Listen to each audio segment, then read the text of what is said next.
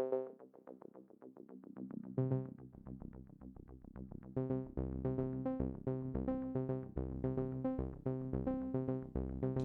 right. Hello, Avery. Yo, yo. And I think he's loading in. Hell yeah, there he is. Hello, Brandon. How you doing, my friend? What's up, man? I'm very glad you could come on here. I'm honored you'd join us for today. Oh yeah. Yeah, thanks for having me on, dude. Of course, of course. This has been a long time coming. I know we've had a couple conversations and exchanged some texts about it, and it's nice to Yeah, finally get to have a long form conversation with you. yeah, absolutely. Oh yeah. Avery, this is Yeah. Brandon. I met him through my friend Cole. We're gonna have Cole on as well. Awesome. That's the homie right there. Okay. I love Cole. He's probably going to be our resident skeptic and Yeah. also our historian. He's a smart Okay. motherfucker, and he knows his shit about like European history Damn. and yeah, all sorts of stuff. So I want to bring him in when we're doing like war episodes. We're gonna Hell yeah. yeah, So when we're paraphrasing and talking about really important stuff, he's gonna be like, "No, you're wrong." exactly, exactly. We need somebody to ground us. Yeah, yeah. But he works with this lovely gentleman at this place called the Burrowing Owl, where we'll go and Right. get a little sip every once in a while. Oh, okay, okay. It's a nice Yeah, spot. yeah, yeah. It's a Best great job. conversations happen in pubs.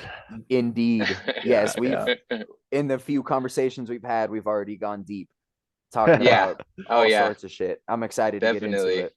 Yeah. But Yeah. before we get into it, Brandon, would you like to do a short introduction on who you are and where people might find you? Yeah. My name is Brandon Whenrey. I just now getting into all this stuff, all this podcasting and researching stuff, and I've been into a I'm just now getting into the teaching format of it, I should say. But I've been into occultism for probably since I was like 17 years old. I also make music, and I blend uh, that type of stuff into my music now. It's starting to change because I noticed that rap is usually kind of like negative and doesn't really have this type of stuff doesn't really have a niche in rap. So I'm Yeah. Right, trying to I'm trying to hit that niche, right. And so yeah, I got into occultism at like 17. I want to say at like 12 years old. Um, After like kind of a bad childhood, honestly, I went like atheist, honestly, at like 12, right? Yeah, And I'm from the South, so like, Pentecostal Christian upbringing, right. right? Oh yeah. Yeah. And grandfather was a Pentecostal preacher type shit. Oh, Like, wow. So you were yeah, embedded into it. I'm sure it was part of your family's yeah. tradition. Well, they wouldn't push it down that much on me, like my parents wouldn't, but my parents were more just like Christian, Right. but not like, they would just say they're Christian, if you Yeah, they ask Right, them. right. Yeah. Yeah, Yeah. that's And I think that's most Christians, if I had to say. yeah. And so at 12 I went atheist because I got a laptop and unsupervised, so I would just go on rabbit holes. Yeah, so Oh, those were the that days. that aged me very quickly. That got me very technologically literate very quickly too. Yep. Um, and I, yeah, I went atheist, and then a couple years later, I think I was kind of leaning agnostic, and then um, I had some. I'm in the metal, and Yeah. being in the metal, the type of people you hang around, some of them are going to be Satanists, Right. right? And so especially like in high school. And so in high school, a lot of my friends were Satanists, right? And like, there's different kinds of Satanism. There's atheistic Satanism, which is like Levian. A lot of people would say, most people that are Satanists would say that they're atheist, Right. that they are their own God, right? But it Yeah. it goes deeper than that. But um, some of them, of my friends, were not. They were into the actual occult, right? They were into like the spiritual side of it. Right. And so I touch shoulders with them, right? Like I brushed up against that, and I was already into like edgy stuff, you know. I was already into rap and shit, and I've always liked dark, edgy, spooky things, and like, you know, pentagrams and shit, right? And I love art and drawing and stuff, and so yeah, one of them taught me a little bit of magic, and I kind of started to become a little bit of a Satanist for a little bit there. Like I started to like, but it was mostly kind of because of the edginess of it, but also it's like a natural progression, I think, on like a spiritual growth type path, I think. I've heard Satanism once called a um a stepping stone out of Christianity.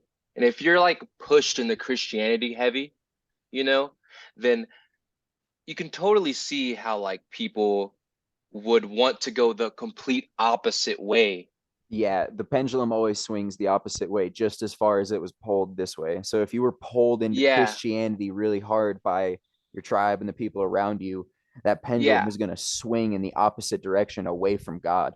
Yeah. right, right. And so yeah, I went the other way, and yeah, and so I started to learn about the occult, but then I read the Kabbalion, and then I found Mhm. Mark Passio's work, and I started getting into like Qigong at like 17, 18.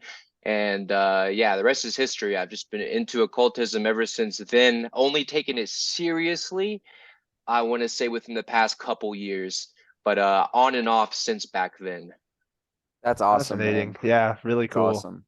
It sounds like you Yeah. got a super early start with this kind of shit, which is like from all the people that I listen to, that's like the one thing that they wish they had was like just an interest in this when they were younger, you know? Yeah, yeah. Yeah, yeah. The universe kind of like, it feels like the universe literally kind of like pushed, I don't know, weird synchronistic type of shit just pushes you in Yeah. certain directions, you know? Yeah. So-called coincidences. Yeah, yeah.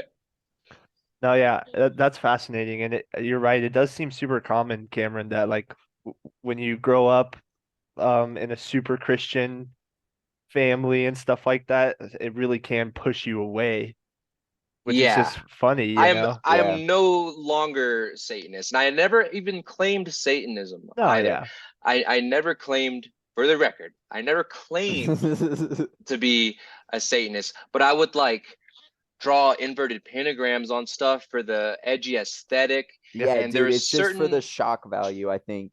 yeah. And then also there were certain principles in Satanism that I did agree with, that a lot of that are pitfalls for a lot of people, I would say, Yeah. yeah, that they fall into and get swept up into it. Yeah. So on that note, for a long time, I would like if I would claim anything, I would claim to be a hedonist, which is what a lot Right. of Satanism is built around, which is just kind of like leaning into your instinctual and your carnal wants and desires.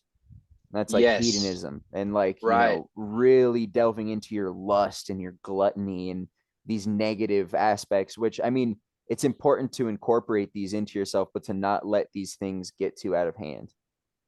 Yeah. Yeah. Um, Absolutely. Yeah. Likewise. Likewise. I used to be very. I still do struggle with like hedonism sometimes. I'm getting a lot better about it, though. I am we getting a lot all better do, about it. man. We all do. Yeah. Dude, we're on a plane of pleasure. There's so much, a bunch of alcohol all around, you know, Mm-hmm. Yeah. endless sex that you can have. Like it's our will is being Yeah. tested always. That snake is always in the garden. Absolutely. yeah, Yeah. Yeah. yeah. It is. It's always a constant little. It's a little. I don't know. For me, it always feels like a constant, like little trapeze. You know, those people that are like go on like little lines. Yeah, Yeah, the yeah, Yeah, balancing. yeah.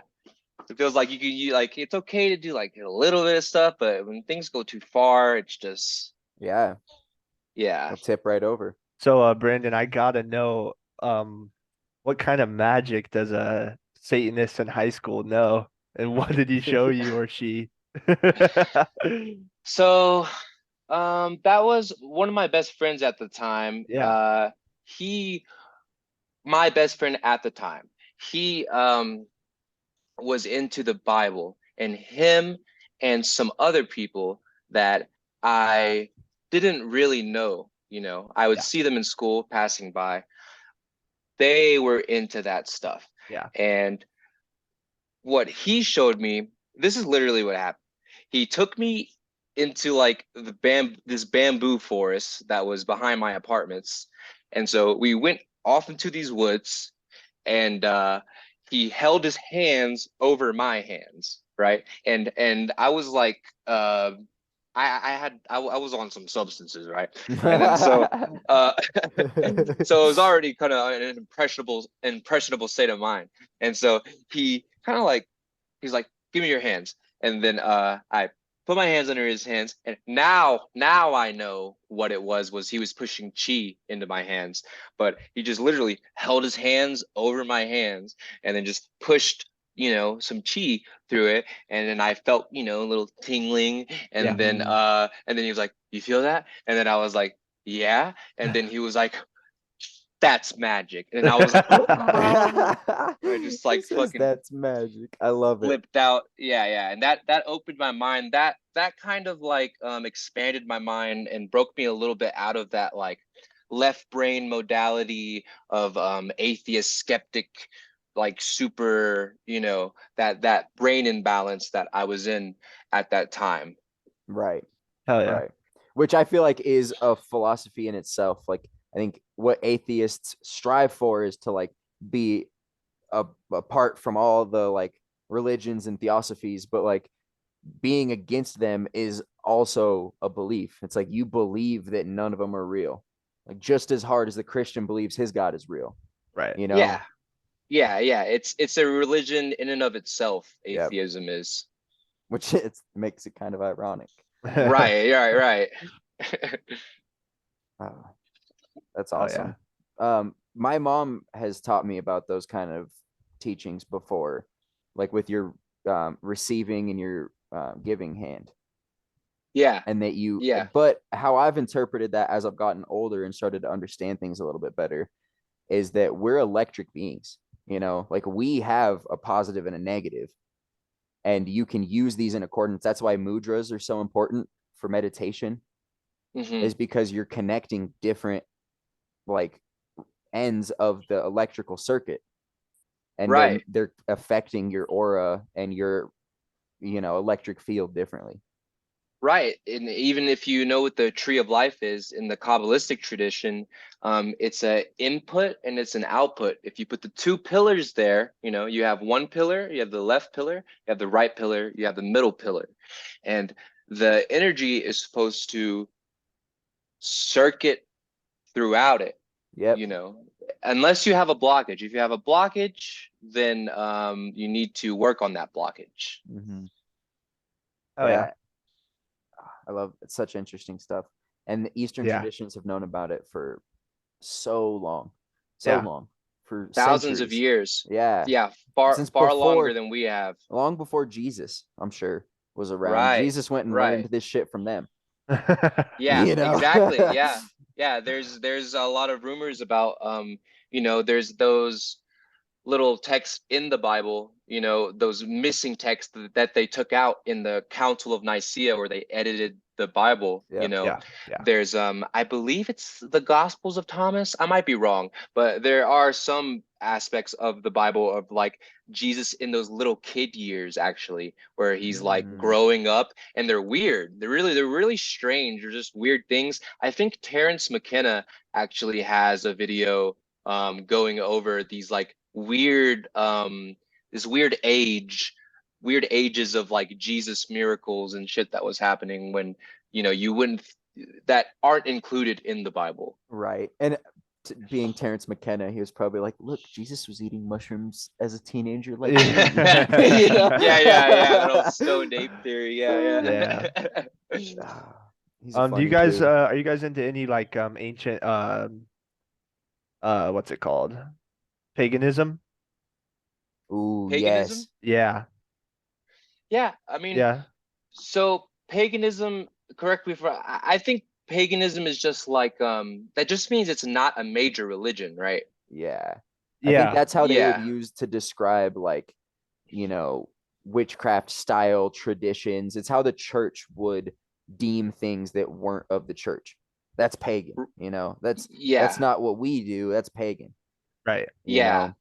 know? My extent of knowledge is goes, so I started with like obviously Satanism, and then chaos magic, which Mhm. is not like what it sounds like. You know, it sounds like it would be used for chaotic bad purposes, but chaos doesn't necessarily mean bad. You know, chaos can bring a lesson, Mhm. because from chaos you can have a lesson given to you from that chaos, right?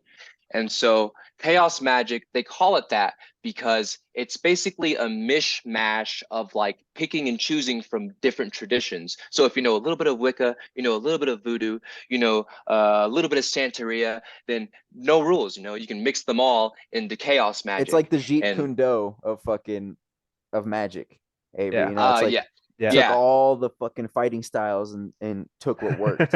You know? Yeah. Yeah. And so that's where I started, was chaos magic. And then I you know, I would do sigils and stuff, and like I would do little sigils, and I would start to get results, and I'd be like, oh man, this is cool, like this is crazy. And it started opening my mind more and more to the idea of like that there's an intelligence behind this place, that this Mhm. whole like reality, there's an intelligence behind it, and like there's ways that you can push it in your favor, you know, if you Yeah. have the right set of tools and you have the right set of knowledge, you True know. masters learn how to ride the rhythm. Right. Yeah, I like that. I like that. That's I was reading about that in the Kabbalion. I'm pretty Yeah. sure rhythm is um, it's either the third rule or the second rule, but it Yeah. just talks about, they mention in there that like ascended masters have the ability to recognize when these paths are coming, when this chaos is going to happen in your life, and you Hmm. fucking ride it out. You go dormant and you hibernate and you wait. And then Yeah. when it's time to be prolific, you act and you Yeah. ride that wave through it. And like, yeah, Yeah, it, absolutely. Yeah. And I agree. I mean, yeah, the Kabbalion was a big changing point for me. That actually got me a little further into like my depth of knowledge, right? And so I went from that. So I went from that into like, you know, Hermeticism, and it just branched out. It just branched out, and now occultism and spirituality, which if your listeners don't know, occult does not mean bad. It does no. not mean bad. It just means hidden. All the word occult means is hidden, from Latin occultare, right? So hidden from sight. Yep. That's what the word occult means. So occultism is just hidden information. Some would say hidden purposefully so that we can be controlled. Um, but now we're at a point in humanity where this information needs to get out, because Yes. there are people that know this occult information. And because there used to be this term that was like, don't cast pearls before swine, right? Hmm. And so you wouldn't want to give out magic because you could get burned by the church. You could also you know, you don't want to give out this type of knowledge to someone who's an immoral person, because they might start wreaking havoc, you know, Right. wreaking havoc upon everybody. And so And misuse it. you exactly, and then hurt themselves, and it just creates a Yeah. whole disaster. And so people would hide it and take it underground. But they never died. Like these traditions, these mystery traditions never died. They just went underground. And in fact, the religions, the priest class were the ones that started holding the knowledge, you know. Yeah. And I think that's a um, lot of what the role of the Templars was as well. The Knights Templar was to hold on to this knowledge and yeah. pass it through the Hmm. land and like solidify it and make sure that it doesn't die. Well, and I was Yeah. gonna say the elites also know a lot of this stuff, and I think don't cast pearls before swine also goes into that. They consider us swine, Yep. and so they want to Exactly. keep that stuff as well. Exactly. It goes both Yeah. ways, like you said. Yeah. Yep. But now it's to the point to where the situation that we're in, like as Earth and humanity, we are the power is already in the hands of bad people. Yeah. You know, this knowledge is already in the hands of bad people. It needs to get out and become widespread. That's why it's our Because job to just learn as much as we can, become white wizards, just start right, fucking and fighting. become Yeah, and dude. rather than being an occultist or a hider of the knowledge, becoming a de-occultist and taking the knowledge out of being hidden. Yep. And I think there's something to be said about making it palatable so that everybody in your life will listen to you. Because I think some people kind of go off the deep end with this stuff and they like have no way of explaining it to their family, and they just write them off like, they're just crazy, you know, you're not going to listen to them. But there's Yeah. ways that you can boil this down and make it into easy digestible things so that they can understand. And you know, I think that'll wake up a lot more people. Yeah, absolutely. It's just deep psychology is all it is. All occultism is just like very deep master psychology that's before the institutions that we have now that teach psychology. It just goes back thousands of years. Well, it's because everything is mental. And, you know, Exactly. quoting another hermetic principle, but, you know, that's the first one, and it's probably the only one that really matters.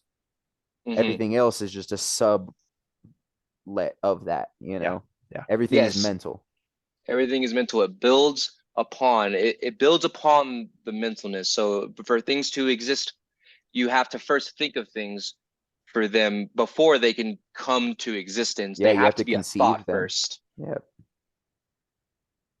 Yeah, that's so important. That's why they say, like, if you can dream it, you can do it. It's because it's super possible. It's like all the billionaires are saying that shit, and you know, normal people that are working 9 to 5s are like, yeah, that's bullshit though. Like, I can't do that. But it's like, are you trying? Are you dreaming big enough?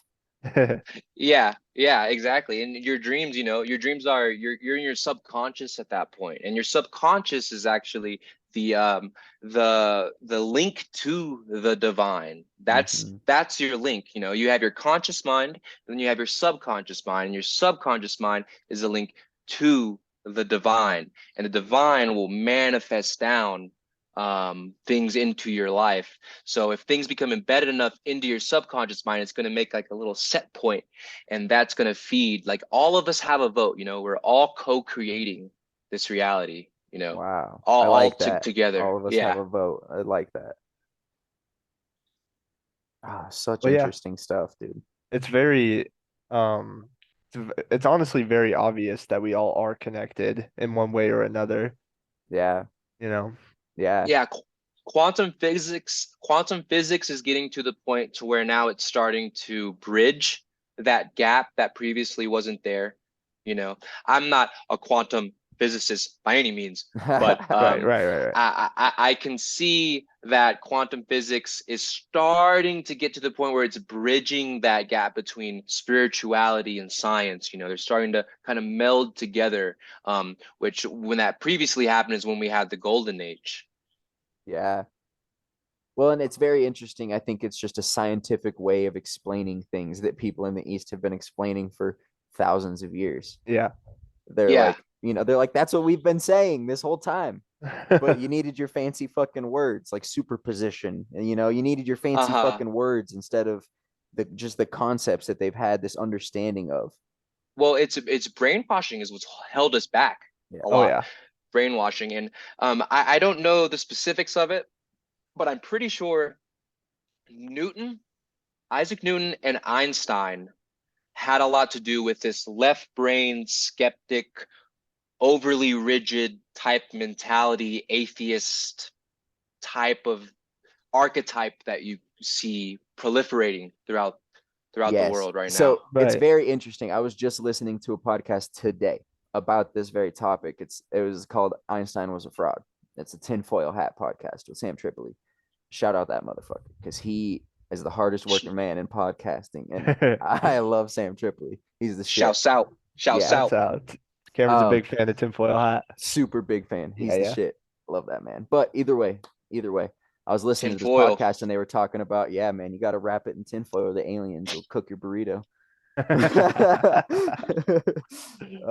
But they were talking about Einstein and how he essentially stole the theory of relativity from a French scientist and was like a career plagiarist and plagiarized everything that he did, and then moved to the United States to like escape some plagiarism claims, and then started plagiarizing in the United States again. Wow. And like did not have much of a hand in the Manhattan Project. It's very compelling. I need to pull up this guy's name because it was very, very interesting. And they were talking about the fact that it was pushed by the media, and that anybody that contradicted the theory of relativity was defamed by the media and by the scientific journals, the colleges. Of course. They were pushing the theory of relativity really hard against all these logical physicists who are like, this is bullshit. This doesn't make any sense for anybody. But they pushed it. And I think that goes to your point about them pushing this atheist, very much like we are God mentality. Right. Which and essentially leads into transhumanism. Yes. And explain theory of relativity for me. Theory of relativity, oh man, if I'm understanding it correctly, it's essentially that like it has to do with space-time, and that time is actually another dimension that we're in, and that different items move at different speeds relative to where they are in time. I'm pretty sure I'm understanding that right. Yeah, you're on the right track for sure. Yeah. I'm free balling this shit. But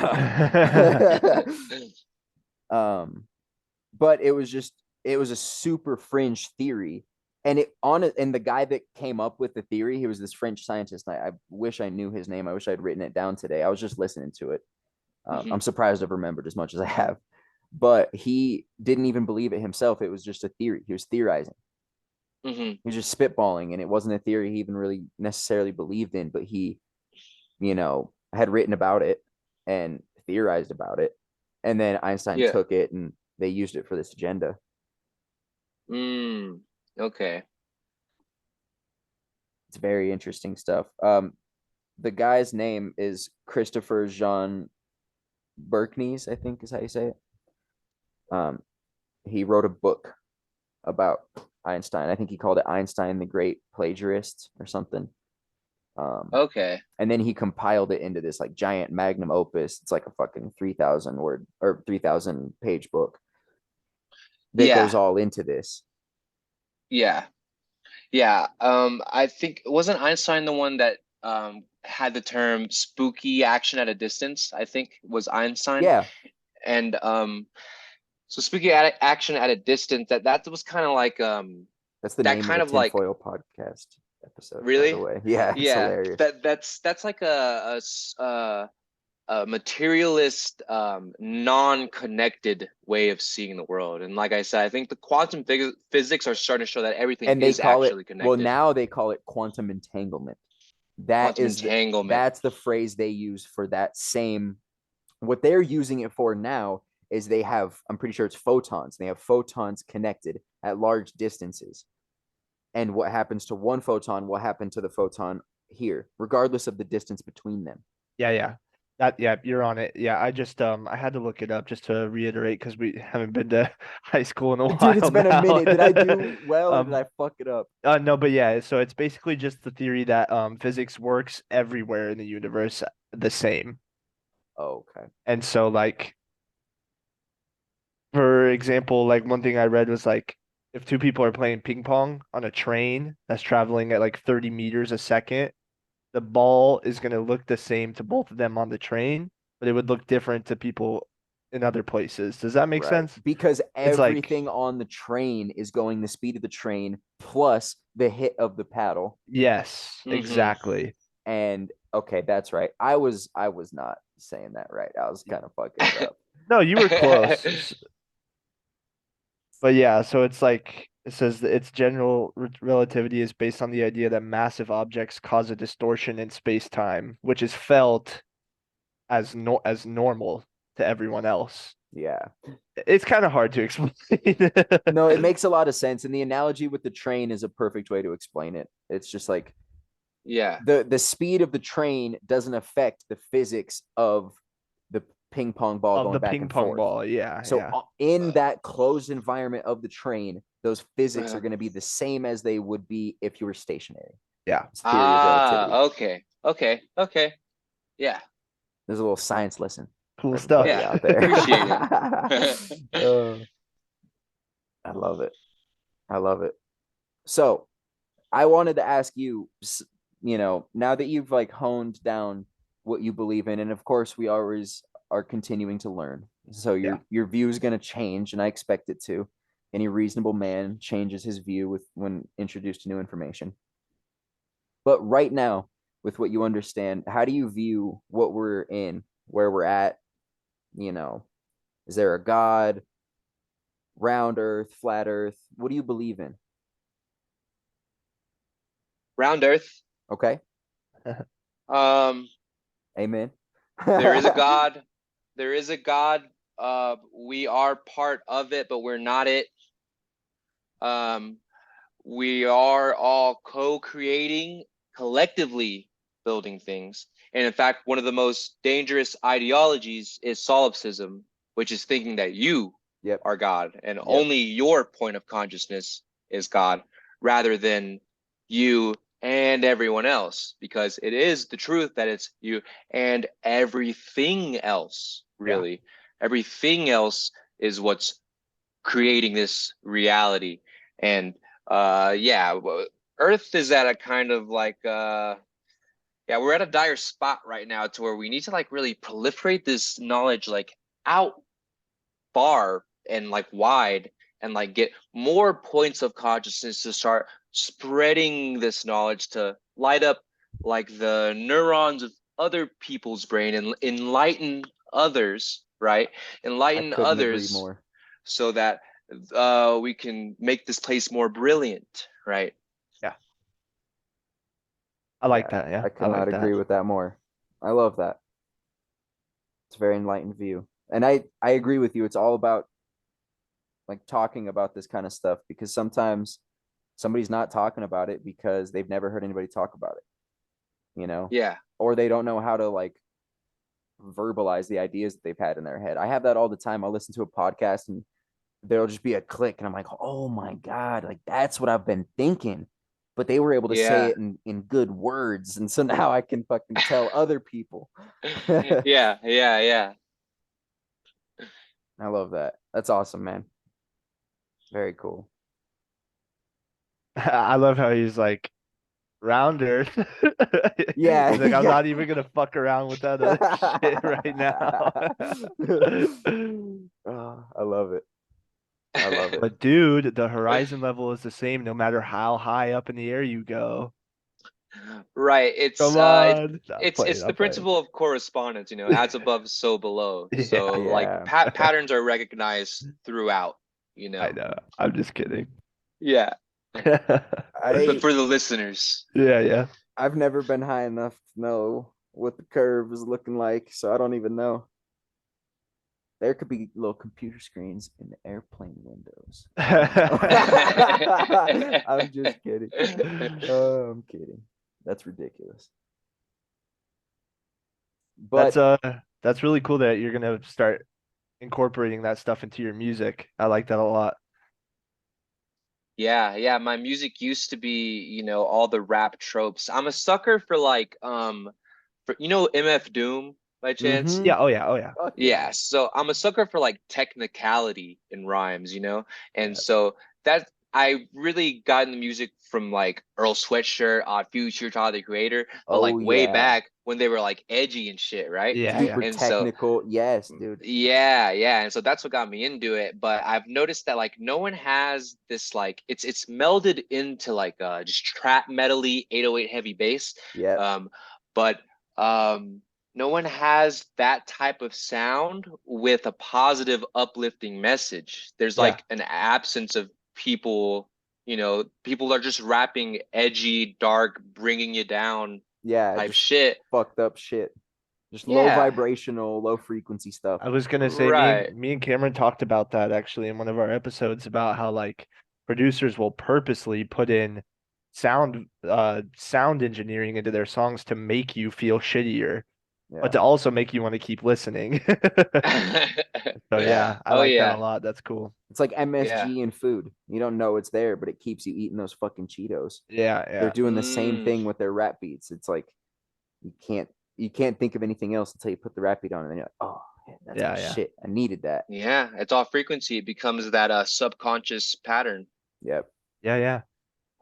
man, such interesting stuff. It, We're at it's war constantly. yeah, it's They're addicting because you're like it makes you feel like, oh yeah, like I do feel like shit. This is my shit. You know? yeah, Yeah. Yeah. exactly. But they're Yeah, trying to help you. a lot of that kind of music also like celebrates feeling like shit. Yeah. Like fucking Yeah. Suicide Boys, for example, the Yeah. name of the band. It's like, come on, dude. I love That's all. Right. Suicide I Boys love them too. too. Right. They That's got Yeah. us. I had to change my name because like my name used to be Labs, like Sir Labs, Yeah. and Labs was an acronym for Life's a Bitch, son, Oh, okay. you Oh, I know. like that. But it didn't it's hard to find that Labs, and so I changed it to 900 Thorns because that just sticks more. It's more, it's Yeah, yeah. more Yeah. it's more memorable than Labs. And Life's a Bitch, son. It's like I don't life's not life's not necessarily a bitch, No, life is what you make it, man. Yeah, Always. yeah. That's awesome though. Oh, Yeah, yeah. we were playing some Chivalry. Avery, you ever played that game? Explain it real quick. So it's like third person view, or you could do first person, but you're a fucking knight in armor. And you're fucking swinging the big sword, bro. Oh, yeah, yeah. Okay, of course. Yeah. So we've been playing Chivalry too. We played once, but I've been playing it by myself also, and it's so fun. That is sick. It is Yeah. really But while fun. we were playing one night, he showed me and Cole his music, and Yeah. it was pretty good, man. It was Plug not it. half bad. Thank you. Thank you. Thank you. I have a show coming up. Where May Hell can yeah. 6th. people find your music? Yeah, plug the music. Spotify, YouTube, SoundCloud, 900 Thorns, 900 space THORNZ. With the Because it's Z. I like edgy. it. Gotta be the Yeah, Z. yeah. Gotta have 900 it. Thorns. I love it. I love That's it, man. sick. That's awesome, dude. Well, Under man, 3 minutes. Any final thoughts? I'm trying to think. Yeah. Trying to think. How was your guys' day? Let's finish it with that. Good, man. I'm recovering off of heavy jet lag, so I did nothing except for go and eat Mexican food. Yeah, man, that's awesome. You just got back from Europe.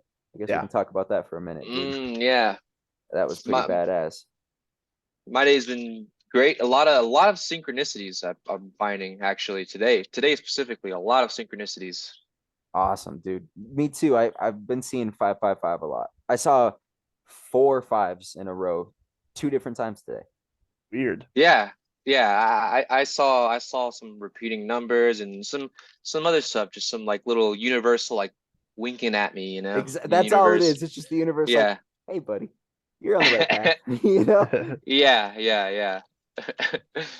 Oh, I love Cool. that. That's awesome, man. That's awesome. Avery, highlight Yeah. from the Europe trip? Um, I got to go to Conor McGregor's pub in Ireland and hold his actual belt that he won in 2014. Oh, That was sick. that's sick. And the other really cool thing we did was go and see the Book of Kells, which is ancient scripture that was recovered. Basically, this group of monks and squires derived some Bible verses back in 500 AD. And so Wow. that was pretty cool to look at history like that. I think it was like John and Matthew and Mark. I think it was those ones, but it was pretty cool, I guess. Oh, that's so cool. What was it Yeah. written on? Just like this old, I don't even know what kind of paper it was, but it just looks like paper. It was Was it honestly papyrus? yeah, it was super well kept. It was insane. Oh, that's so badass, dude. Yeah. I love it. Well, dude, we're under a minute. We might get Yep. kicked. Yep. But this has been a beautiful podcast. Avery, it's great fucking chatting with you as always. Brandon, thank you so much for coming on, my man. Yeah, thanks, boys. Yeah. Thanks for having me on. Yes, dude. We'll have to do this again. Yes, sir. Absolutely. All right, you boys have a good one. Have a good one. All right, thank you, Have a folks. good one. Peace. Peace.